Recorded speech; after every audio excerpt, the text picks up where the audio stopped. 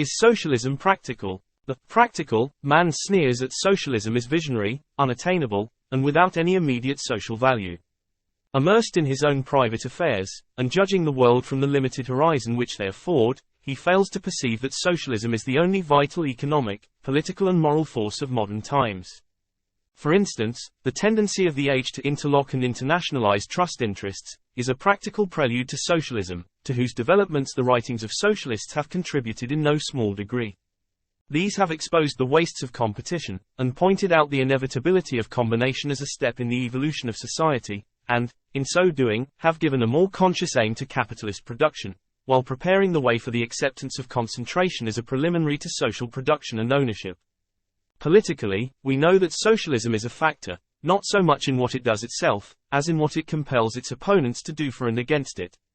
What are the laws enacted in the interests of labor, however sporadic and futile they may be, if not concessions of capitalism to the growing power of socialism?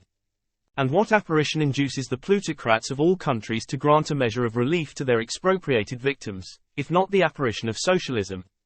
Would the Tsar have granted the Duma were socialism not present in Russia today? What are the public ownership of public utilities, and New Zealand government enterprises, of which there is so much laudation by middle-class economists and reactionists, but abortive attempts to prevent the consummation of full-fledged class-conscious socialism?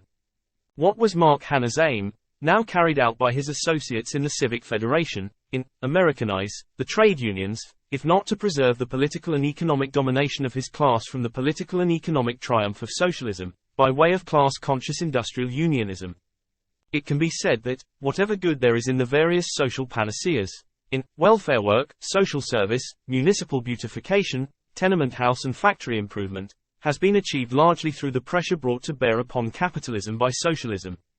The necessity for quieting and suppressing dissatisfaction favorable to socialist agitation is always present with the capitalist class. Morally, the practical effects of socialism are reflected in private philanthropy, tainted money, and other discussions involving principle and conduct, antimilitarism, packing house exposures, and 101 other manifestations in favor of greater honesty, decency and peace. The millions that Carnegie and Rockefeller gave to education and religion are the vain appeases of a social conscience, stirred into active protest by socialist philosophy and morality. They are the semi-restitutions of stolen social wealth made under pressure of the new outlooks on the new origin and functions of wealth that are primarily due to the influence of socialism on modern thought. Read the tainted money discussion, read the discussions on antimilitarism, on packing house exposures, and note the influence of socialism on both sides of those controversies, and be convinced that socialism is the greatest moral force of the age, permeating and influencing the arguments and actions of its opponents. Just as the American nation was impossible as long as King George ruled, so also is socialism impossible of complete demonstration as long as capitalism holds sway. To have asked the exponents of American independence to prove independence practical under King George would have been unjust. Yet, the opponents of socialism ask socialists to prove socialism practical under capitalism. Despite this handicap, however, such is the evolution of capitalism under socialist influence, that the socialist can and does prove all that the practical man demands of him.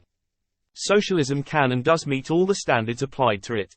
Socialism is practical, in the best sense of the term, a living, vital force of inestimable value to society.